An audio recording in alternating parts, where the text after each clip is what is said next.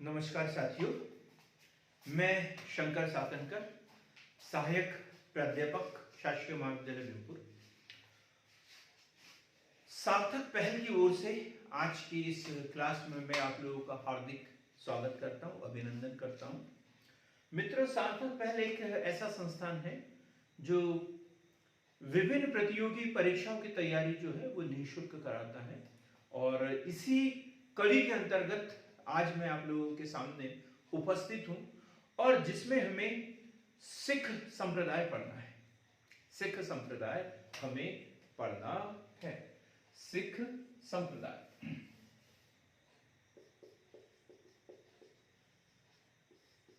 सिख संप्रदाय। सिख संप्रदाय की बात कर रहे हैं, और सबको पता है इसकी जो स्थापना की थी गुरु नानक के द्वारा। गुरु नानक के द्वारा की गई थी। इसमें 10 गुरु हुए हैं। प्रथम गुरु नानक, और अंतिम जो सिख गुरु थे वो थे गुरु गोविंद सिंह। तो 10 गुरु का हमें एक कंटिन्यू, एक के बाद एक अध्ययन करना है। वीडियो थोड़ा सा हमारा लंबा हो सकता है, लेकिन फिर भी आप लोगों को स्किप करने की आवश्यकता नहीं है। पूरा देखेंगे तो ऐसा लगेगा कि अब हमें दोबारा कहीं सिख संप्रदाय को पढ़ने की जरूरत ही नहीं है। सबसे पहले हम बात करते हैं गुरु नानक। गुरु नानक की बात कर रहे हैं। समाज सुधारक, कवि और देशभक्त। समाज सुधारक, कवि व देशभक्त। समाज सुधारक, कवि व देशभक्त। सिख धर्म के संस्थापक। सिख धर्म के संस्थापक। गुरु नानक का जन्म जो हुआ है, इनका तलवंडी। बार बार ये क्वेश्चन एग्जाम में पूछा जाता है। तलवंडी जन्म हुआ इनका तलवंडी में, और जो समाधि है इनकी, ये क्वेश्चन भी बार बार पूछा जाता है। गुरु नानक की जो समाधि है वो करतारपुर में। करतारपुर। तो जन्म तलवंडी में और समाधि जो है करतारपुर में है। खत्री जाति के थे। खत्री जाति के थे। और गुरु नानक ने सिख संप्रदाय की, सिख धर्म की जो स्थापना की है वो की है 1469 में। सिख संप्रदाय की स्थापना गुरु नानक के द्वारा की गई है 1469 में। गुरु नानक का जो जन्म हुआ है तलवंडी में हुआ था, और इनकी जो समाधि है करतारपुर में है। इन्हें जो है सिख धर्म का आदि गुरु कहा जाता है। आदि गुरु कहा जाता है। सिख धर्म का आदि गुरु भी इन्हें कहा जाता है। इन्होंने संगत व पंगत स्थापित किए थे। संगत व पंगत। संगत क्या है? धर्मशाला। अच्छे लोगों से बात करना, वार्तालाप करना, उन्हें मिलाना। पंगत मतलब लंगर की व्यवस्था। जो गरीब लोग हैं, बेसहारा है, अनाथ है, इन लोगों के लिए भोजन की व्यवस्था करवाना। मित्रों, आज भी सिख धर्म में यह व्यवस्था की जाती है।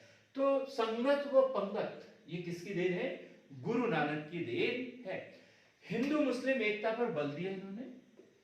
हिंदू मुस्लिम एकता पर बल। हिंदू मुस्लिम एकता पर बल दिया। समानता व सत्कर्मों पर बल। समानता व सत्कर्मों पर बल। बार बार एक क्वेश्चन पूछा जाता है कि गुरु नानक की प्रमुख शिक्षाएं क्या है? तो शिक्षाएं क्या है? संगत, पंगत, हिंदू मुस्लिम एकता पर बल, समानता व सत्कर्मों पर बल, अवतारवाद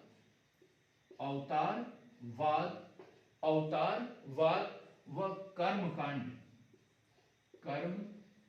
कांड का विरोध किया, कर्म कांड का विरोध किया।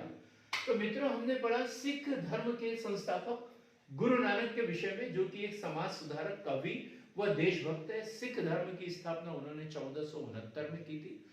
गुरु नानक का जो जन्म हुआ है तलवंडी में हुआ था, और इनकी जो समाधि है वो करतारपुर में है। सिख धर्म के इन्हें आदि गुरु कहा जाता है। इनकी शिक्षाओं में यदि देखें तो संगत, पंगत, हिंदू मुस्लिम एकता पर बल, समानता व सत्कर्मों पर बल, अवतारवाद व कर्म कांड का विरोध। इन्हीं के क्रम में हम दूसरे गुरु की बात करते हैं, गुरु अंगद। गुरु अंगद, या इसे हम जानते हैं लहना के नाम से, गुरु अंगद या लहना, गुरु अंगद या लहना। और यह है 1538 से 1552 तक इन्होंने गद्दी संभाली। 1538 से 1552 तक। इनका जो जन्म हुआ है, जन्म पंजाब के हरिके नामक स्थान पर, पंजाब के हरिके नामक स्थान पर गुरु अंगद, जिन्हें लहना के नाम से जाना जाता है, सिख धर्म के दूसरे गुरु। इनका जो गुरु की भूमिका निभाई 1538 से 1552 गुरु नानक के बाद में, और इनका जन्म हुआ था पंजाब के हरिके नामक स्थान पर। मूल नाम इनका था लहना। उदासी की स्थापना, ये क्वेश्चन पूछा जाता है, उदासी की स्थापना, सीधा सा प्रश्न बनता है कि उदासी क्या है। उदासी, जैसे हमने इनके बारे में पढ़ा, गुरु नानक के बारे में पढ़ा था संगत, वैसे इन्होंने शुरुआत किया था उदासी की।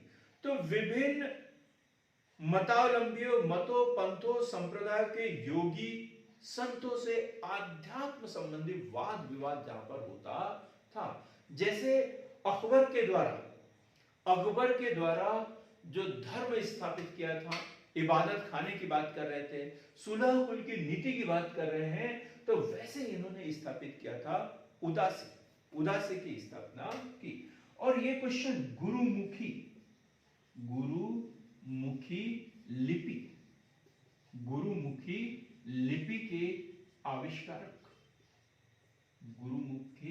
लिपि के आविष्कारक, ये क्वेश्चन बार बार पूछा जाता है। गुरुमुखी लिपि का जनक कौन है? तो वह है गुरु अंगद या लहना, सिखों के दूसरे गुरु। गुरु नानक द्वारा प्रारंभ की गई लंगर व्यवस्था को स्थायी कर दिया। लंगर व्यवस्था को स्थायी कर दिया। हमने देखा था कि इन्होंने संगत और पंगत, तो संगत का रूप इन्होंने उदासी के रूप में दिया, और पंगत जो लंगर व्यवस्था थी उसको भी गुरु अंगद द्वारा स्थायी कर दिया गया। हुमायूं ने, मुगल बादशाह हुमायूं की बात कर रहे हैं, हुमायूं ने गुरु अंगद को भेंट स्वरूप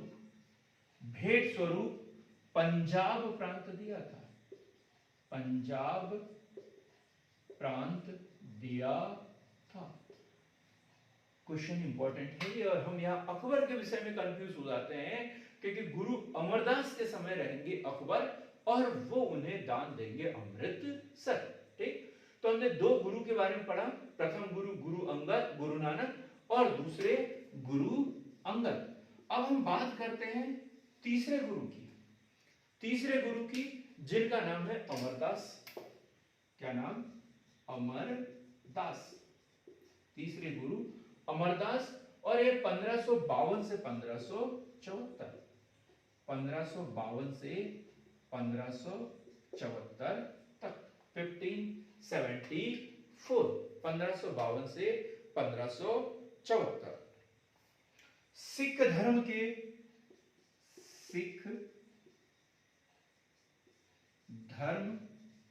के प्रचार प्रसार हेतु 22 गद्दियों की स्थापना, 22 गद्दियों की स्थापना। मतलब जैसे किसी भी कंपनी का एक जगह कार्यालय हो और यदि वही कार्यालय यदि अलग अलग स्थान पर खोला जाए तो उसका प्रचार प्रसार बहुत अधिक होगा। तो सिख धर्म के प्रचार प्रसार हेतु इन्होंने 22 गद्दियों की स्थापना की और पारिवारिक संत होने का उपदेश दिया। पारिवारिक संत होने का उपदेश दिया। पारिवारिक संत होने का उपदेश दिया। सती प्रथा, पर्दा प्रथा, बाल विवाह, सती प्रथा, पर्दा प्रथा, बाल विवाह, बाल विवाह, नशा, नशा की बात करते हैं, मादक पदार्थों की बात करते हैं। मादक पदार्थों के सेवन का विरोध इनके द्वारा किया गया। मादक पदार्थों के सेवन का विरोध इनके द्वारा किया गया। पंजाब में, पंजाब के अमृतसर में, पंजाब के अमृतसर में मुगल बादशाह, मुगल बादशाह अकबर से मुलाकात, अकबर से भेंट, अकबर से भेंट। और 1563 ईस्वी में देखो इनका कार्यकाल 1552 से 1574, जब इन्होंने भेंट की तो 1563 में तीर्थ यात्रा कर की समाप्ति, तीर्थ यात्रा कर की समाप्ति कर दी गई। मुगल बादशाह अकबर द्वारा 1563 में तीर्थ यात्रा कर की समाप्ति कर दी गई। कब? 1563 ईस्वी में। अकबर ने गुरु अमरनाथ की पुत्री के नाम पर कई गांव जो है दान में दिए थे। सम्राट अकबर ने, बादशाह अकबर ने गुरु अमरनाथ की जो पुत्री है उसके नाम पर कई गांव इन्हें दान में दिए थे। प्रारंभ में जो गुरु अंगद है वैष्णव धर्म के अनुयायी थे। प्रारंभ में जो गुरु अमरदास है ये वैष्णव धर्म के अनुयायी थे और बाद में जो है ये सिख धर्म के अनुयायी बने थे। अब हम बात करते हैं चौथे गुरु, सिखों के चौथे गुरु, गुरु रामदास की। चौथे गुरु, गुरु रामदास, गुरु रामदास, और यह है 1574 से 1581, 1574 से 1581 तक। 1577 ईस्वी की बात कर रहे हैं। याद करो मुगल बादशाह कौन होगा उस समय? मुगल बादशाह 1556 से 1605 तक मुगल बादशाह हैं अकबर। और 1577 में अकबर ने 500 बीघा जमीन दान दी। 1577 में बादशाह अकबर द्वारा गुरु को 500 बीघा जमीन दान में दी। 500 बीघा जमीन दान में दी और वहीं पर अमृतसर नगर की नींव रखी। अमृतसर नगर की नींव रखी। ये क्वेश्चन इंपॉर्टेंट है। किस गुरु के समय में अमृतसर नगर की नींव रखी गई थी? तो वो है गुरु रामदास, गुरु रामदास। और इन्होंने एक परंपरा शुरू की, गुरु के पद को पैतृक कर दिया। गुरु के पद को पैतृक कर दिया। ये क्वेश्चन भी बार बार पूछा जाता है, सिखों के किस गुरु के द्वारा गुरु पद को पैतृक कर दिया था? तो मित्रों अभी हमने 4 जो सिख गुरु के बारे में पढ़ा है। पहला गुरु नानक, गुरु अंगद, गुरु अमरदास और गुरु रामदास। सिखों के जो पांचवें गुरु हैं वो है गुरु अर्जुन देव। गुरु अर्जुन देव। तो अभी तक जो हमने मुगल बादशाहों के बारे में पढ़ा तो वो थे हुमायूं, जिसने लहना या गुरु अंगद को पंजाब प्रांत दान में दिया था। उसके बाद में पढ़ा अपन ने गुरु और मुगल बादशाह अकबर के विषय में। मुगल बादशाह अकबर के विषय में अकबर ने गुरु से मिलकर 1563 ईस्वी में तीर्थ यात्रा करके समाप्ति की थी। तीर्थ यात्रा करके समाप्ति की थी। तो उसी प्रकार गुरु रामदास को जो है उन्होंने 500 बीघा जमीन जो है वो दान में दे दी थी और वहीं पे गुरु रामदास द्वारा अमृतसर नगर की नींव रखी और गुरु पद को इनके द्वारा पैतृक बना दिया गया था। अब हम बात करेंगे पांचवें गुरु, गुरु अर्जुन देव। जहां मुगल बादशाह बदल गए वही जो है गुरु भी बदल गए। 1581 से 1606। तो 1605 में होती है अकबर की मृत्यु और मुगल बादशाह बनते हैं जहांगीर। मुगल बादशाह बनते हैं जहांगीर। यही एक क्वेश्चन इंपॉर्टेंट है। इनका जो जन्म है यह अमृतसर में, जन्म अमृतसर में। गुरु अर्जुन देव का जन्म अमृतसर में। 1604 में आदि ग्रंथ का संकलन, ये क्वेश्चन भी पूछा जाता है। 1604 में आदि ग्रंथ का संकलन। और हम गुरु नानक का क्या कहते हैं? गुरु नानक को आदि गुरु कहते हैं, सिखों के आदि गुरु कहते हैं। इन्होंने सिख संप्रदाय की स्थापना की है, लेकिन आदि ग्रंथ का जो संकलन किया है 1604 ईस्वी में गुरु अर्जुन देव के द्वारा किया गया है। 1589 ईस्वी में बात करते हैं 1589। 1589 ईस्वी में इनके द्वारा अमृतसर में स्वर्ण मंदिर, अमृतसर में स्वर्ण मंदिर का एक जो दूसरा नाम है वो है हरमंदिर साहब। हरमिंदर साहब की स्थापना की। देखो अमृतसर शहर किसने बसाया? तो गुरु रामदास ने। 500 बीघा जमीन मुगल बादशाह अकबर द्वारा दी गई थी और वहीं उन्होंने अमृतसर नगर की नींव रखी। लेकिन गुरु अर्जुन देव ने जो है अमृतसर में स्वर्ण मंदिर हरमंदिर साहब की स्थापना की थी और इसे राजा रंजीत सिंह द्वारा गोल्डन टेम्पल पर सोने का मुकुट चढ़ाया था, तब वो स्वर्ण मंदिर बना। ये जो मंदिर बना था स्वर्ण मंदिर, तो ये कब बना स्वर्ण मंदिर? जब इसके ऊपर रंजीत सिंह ने जो है राजा रंजीत सिंह ने जो है वो स्वर्ण मुकुट चढ़ाया था। कब की बात कर रहे हैं हम? 1589 ईस्वी की बात कर रहे हैं। गुरु को शानो शौकत में रहना प्रारंभ किया। गुरु को शानो शौकत से रहना प्रारंभ किया। क्वेश्चन जरा याद रखना है, किसके द्वारा? गुरु अर्जुन देव के द्वारा।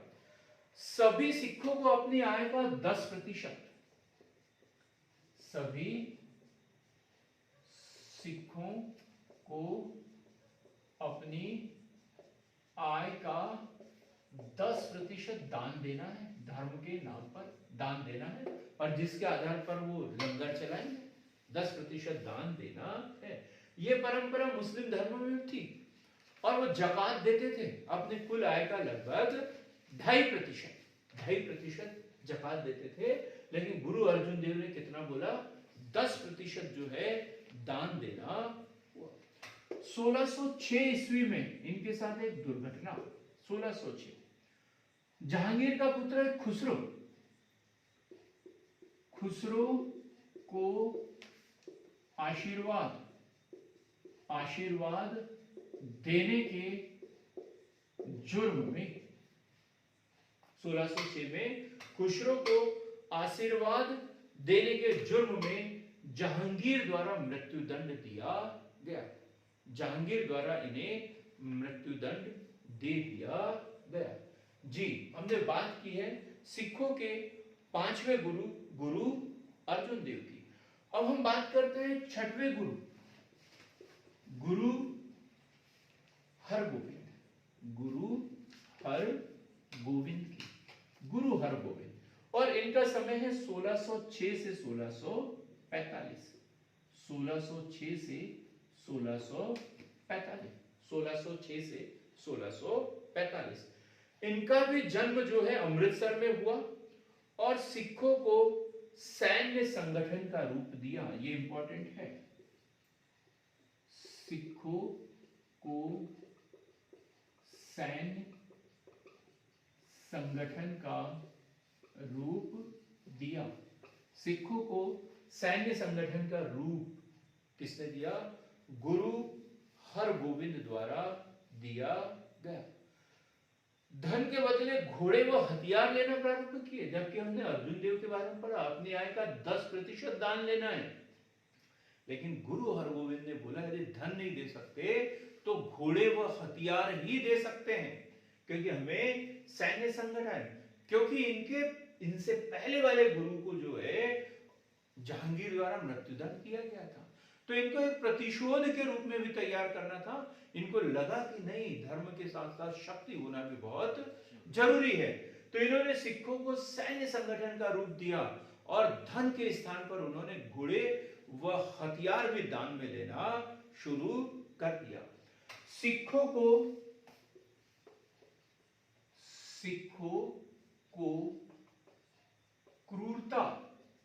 क्रूरता लाने के लिए मांस खाने की अनुमति दी। मांस खाने की अनुमति दी। वो चाहते थे कि जो सिख के धर्म के जो अनुयायी हैं वो थोड़े कट्टर टाइप को लड़ने की हिम्मत उनके अंदर हो, तो इसके लिए उन्होंने अपने अनुयायियों को मांस खाने की भी अनुमति दी थी। बड़ा सीधा सा क्वेश्चन बनता है, किस सिख गुरु के द्वारा अपने पंथ के लोगों को मांस खाने की अनुमति दी गई? तो वो है गुरु हरगोविंद सिंह। मांस खाने की अनुमति दी। अकाल तख्त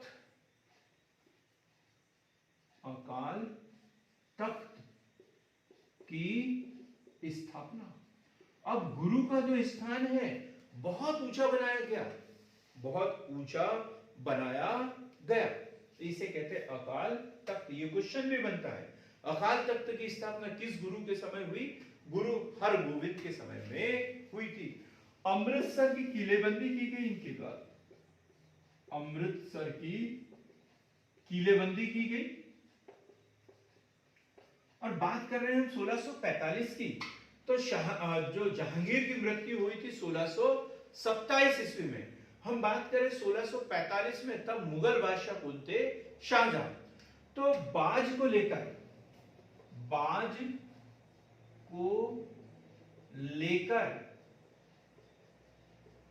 शाहजहां से विवाद भी इनका हुआ था। एक बाज जो उड़कर, शाहजहां का जो एक बाज है वो गुरु हरगोविंद के इधर चला गया था और इन्होंने उसे देने से मना कर दिया था। तो एक बाज को लेकर इनका शाहजहां से विवाद भी हुआ था। तो गुरु अर्जुन देव का विवाद जहांगीर से और गुरु हरगोविंद सिंह का विवाद जो है शाहजहां से। अर्जुन देव का विवाद किस कारण से हुआ था? खुसरो को आशीर्वाद देने के कारण। और गुरु हरगोविंद का विवाद क्यों हुआ? शाहजहां से बाज को लेकर। अब हम अगले गुरु की बात कर रहे हैं जिनका नाम है गुरु हरराय। 7वें गुरु हरराय, और इनका 1645 से 1661, 1645 से 1661 गुरु हरराय। तो जो 1658 में सामूगढ़ सामूगढ़ का युद्ध, ये किसके बीच में? दारा शिकोह और औरंगजेब के बीच में हुआ था। सामूगढ़ का युद्ध मई 1658 में सामूगढ़ का युद्ध जो हुआ था, दारा शिकोह और औरंगजेब के बीच में हुआ था। और ये गुरु हर्राय ने क्या किया? दारा शिकोह की मदद की। दारा शिकोह की पंजाब से निकलने में मदद की थी। बात क्लियर हो गई एकदम कि 1658 मई 1658 में सामूगढ़ का युद्ध औरंगजेब और दारा शिकोह के बीच में हुआ, जिसमें दारा शिकोह पराजित हुआ था और इस गुरु के द्वारा जो है उसे पंजाब से पलायन होने में मदद की थी।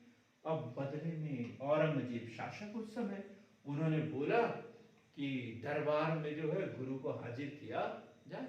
गुरु हर्राय को वहां पर बुलाया गया, लेकिन हर्राय ने क्या किया? खुद न जाकर इन्होंने अपने भाई रामराय को भेजा।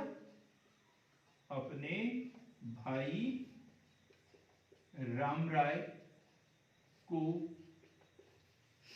मुगल दरबार में भेजा। मुगल दरबार में भेजा, अपने भाई रामराय को मुगल दरबार में भेजा और दूसरे भाई हरकिशन को गद्दी सौंप दी।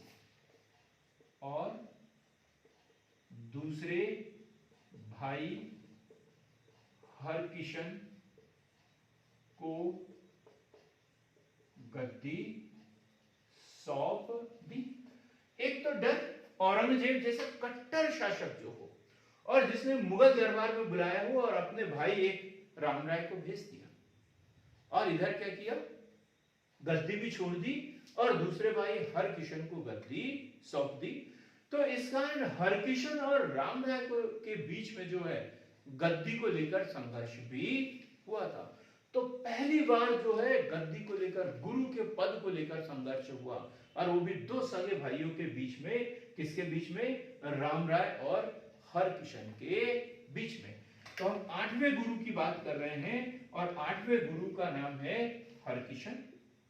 हरकिशन, गुरु हरकिशन, और इनका काल है 1661 से 1664। ज्यादा लंबा काल नहीं है, क्योंकि रामराय का और इनका जो है गुरु पद को लेकर विवाद, गुरु पद को लेकर विवाद, और मजबूरी में इन्होंने भी पद छोड़ दिया। हम बात कर रहे हैं 9वें गुरु की, गुरु तेग बहादुर। गुरु तेग बहादुर, गुरु तेग बहादुर, और इनका काल है 1664 से लेकर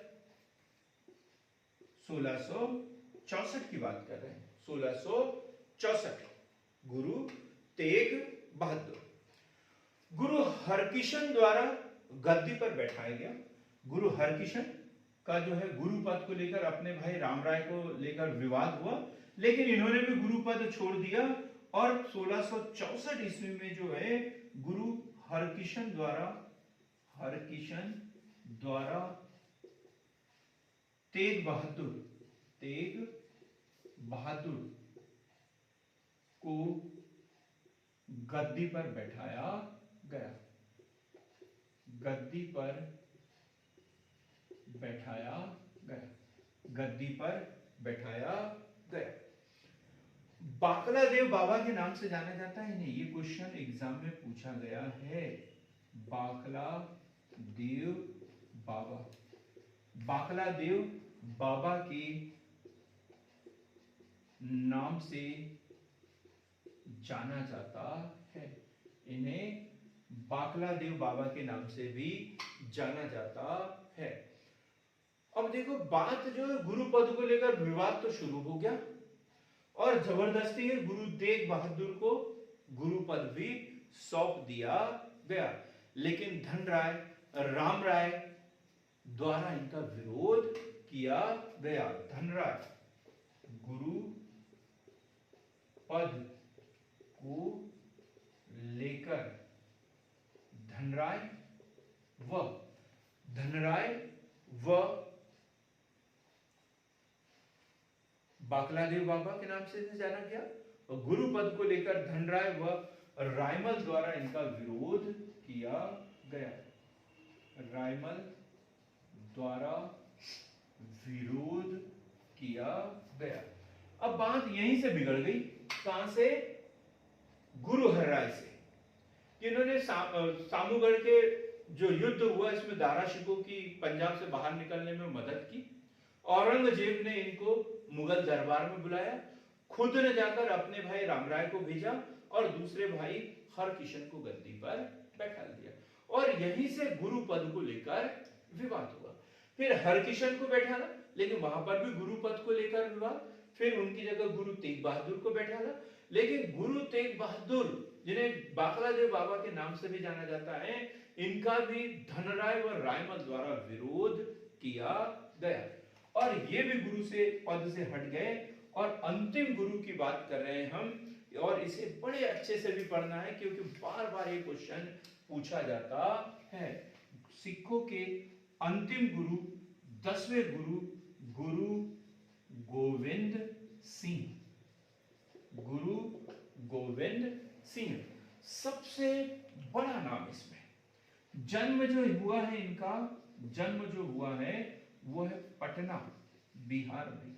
इनका जो जन्म हुआ था वो हुआ था पटना बिहार में, और इन्होंने जो सिख धर्म का मुख्यालय बनाया, सिख धर्म का जो मुख्यालय बनाया, अमृतसर से थोड़ा सा आगे बढ़ाया इन्होंने, और पंजाब की तराई में आनंदपुर, पंजाब की तराई में आनंदपुर,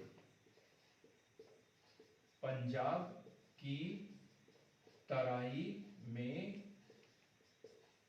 आनंदपुर, आनंदपुर को इन्होंने मुख्यालय बनाया, जिसे मखोबल भी कहते हैं। मखोबल, स्थान का नाम क्या? मखोबल, आनंदपुर में बनाया। सिखों के 10वें व अंतिम गुरु पहले बता चुके हैं हम। सिखों के 10वें व अंतिम गुरु, पाहुल प्रथा का प्रारंभ इनके द्वारा किया गया। पाहुल प्रथा का प्रारंभ, पाहुल प्रथा का प्रारंभ। दीक्षित व्यक्ति को खालसा कहा जाता था। दीक्षित व्यक्ति को खालसा, खालसा कहा जाता था। बार बार क्वेश्चन पूछा जाता है, खालसा पंथ की स्थापना किसने की? पाहुल प्रथा किसने प्रारंभ की? तो किसने?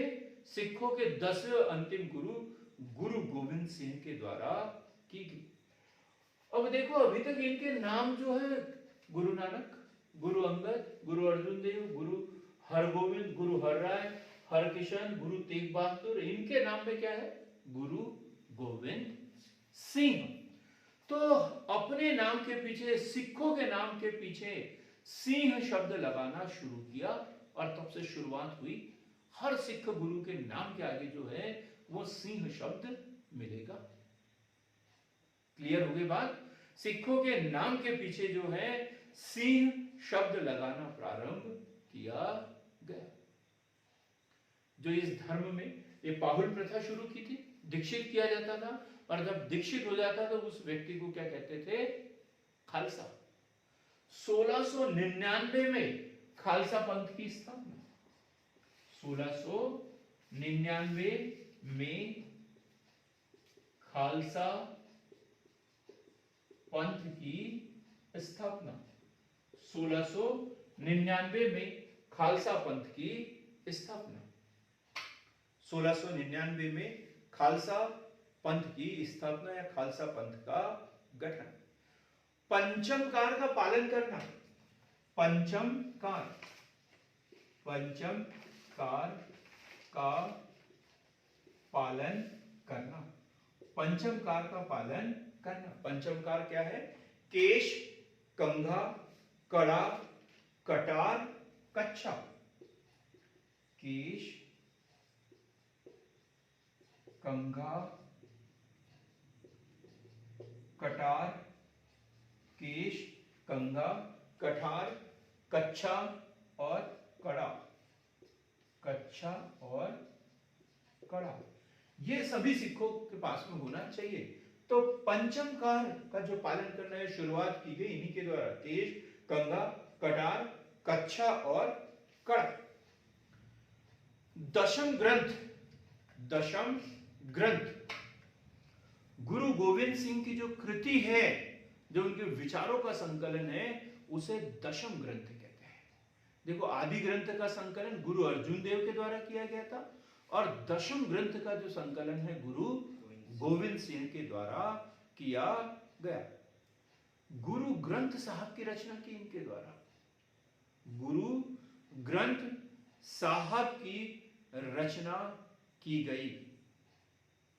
गुरु ग्रंथ साहब की रचना की गई। बात कर रहे हैं 1707 में औरंगजेब की मृत्यु। 1707 में औरंगजेब की मृत्यु, और वहां पर हो रहा है उत्तराधिकार का युद्ध। उत्तराधिकार का युद्ध, और उत्तराधिकार के युद्ध में महाराष्ट्र से जो है, और वो कौन है, बहादुर शाह प्रथम। और बहादुर शाह चाह रहे हैं कि वो मुगल बादशाह बन जाए। इस गुरु से जो उन्होंने सहयोग मांगा, और उन्होंने सहयोग देने से मना कर दिया। इससे पहले वाले वीडियो में भी हम ये पढ़ चुके हैं कि सहयोग देने से मना कर दिया। तो 1708 ईस्वी में महाराष्ट्र में गोदावरी नदी के तट पर, गोदावरी नदी के तट पर नांदेड़ में किसी के द्वारा, किसी अफगान के द्वारा इन्हें चाकू मार दिया गया था। चाकू मार दिया गया और वही घायल हो गए और उनकी मृत्यु हो गई। उनकी मृत्यु हो गई। लेकिन मृत्यु से पूर्व उन्होंने क्या किया था? गुरु पद को समाप्त कर दिया। गद्दी प्रथा को ही उन्होंने समाप्त कर दिया था। तो इस तरीके से हमने गुरु के बारे में पढ़ा। पहले गुरु जो है गुरु नानक, इसके बाद में गुरु हरराय, गुरु हरकिशन, गुरु तेग बहादुर, गुरु गोविंद सिंह। जो सिखों के 10वें और अंतिम गुरु जो थे वो गुरु गोविंद सिंह थे। इनका जन्म जो है पटना बिहार में हुआ था। 1699 में इन्होंने खालसा पंथ का गठन किया। पंचम कार का पालन करना इन्होंने आवश्यक बताया। पंचम कार थे केश, कंघा, कड़ा, कटार और कच्छा। सिखों के नाम के पीछे सिंह शब्द लगाना इन्होंने शुरू किया। दशम ग्रंथ व गुरु ग्रंथ साहब की रचना इनके द्वारा की गई। दशम ग्रंथ व गुरु ग्रंथ साहब की रचना की गई। मुगलों के उत्तराधिकार युद्ध में उन्होंने बहादुर शाह का साथ नहीं दिया था, इसलिए 1708 ईस्वी में महाराष्ट्र में गोदावरी नदी के तट पर नांदेड़ में जो एक अफगान द्वारा इन्हें चाकू मार दिया गया था और फिर वो घायल हो गए और उनकी मृत्यु हो गई। लेकिन मृत्यु से पहले जो है इन्होंने गद्दी प्रथा व गुरु पद को समाप्त कर दिया था। लेकिन मित्रों, वीडियो में हमारा टाइम बड़ा हो गया है, लेकिन फिर भी हम 2 मिनट का समय लेंगे और हम बात करेंगे बंदा बहादुर की। किसकी बात करते हैं हम? बंदा बहादुर। बंदा बहादुर बड़ा नाम है ये।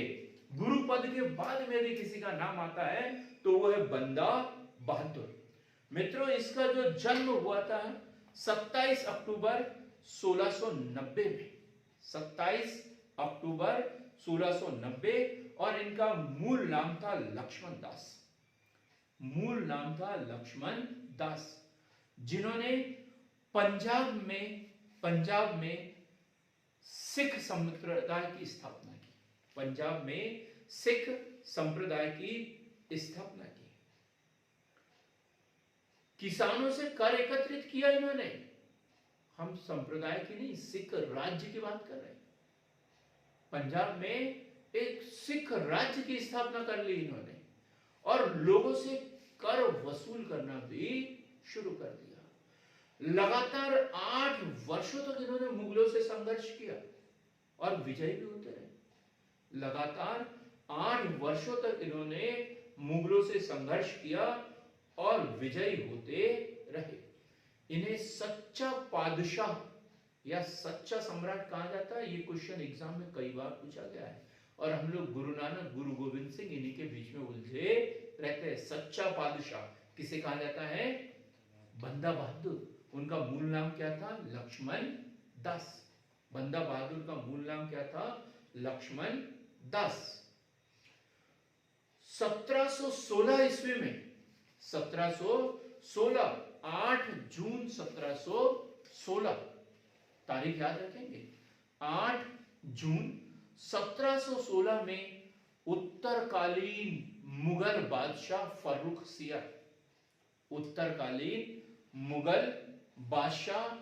फर्रुख सियर द्वारा इन्हें पुत्र सहित दिल्ली में मृत्यु दंड दिया गया। कहा तो ये जाता है कि इनके सामने इनके पुत्र की पहले हत्या की थी। दबाव बनाया जा रहा था कि आप मुस्लिम धर्म कबूल कर ले। इन्होंने नहीं किया।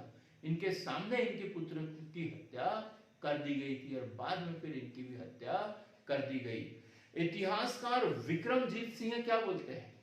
इतिहासकार विक्रमजीत सिंह बोलते हैं कि बेटे का कलेजा निकालकर इनके मुंह में ठूस दिया था। क्या बीती होगी इनके ऊपर? बेटे का कलेजा निकालकर इनके मुंह में ठूस दिया गया था और इस प्रकार जो है सिख संप्रदाय का पतन हो गया। सिख संप्रदाय का पतन हो गया।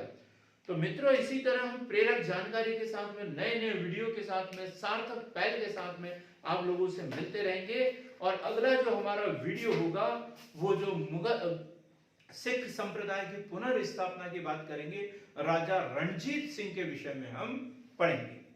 तो हमारे चैनल को लाइक, शेयर और सब्सक्राइब करना न भूले, बेल आइकन को दबाना न भूले ताकि अगला वीडियो आपको समय पर प्राप्त हो सके। धन्यवाद।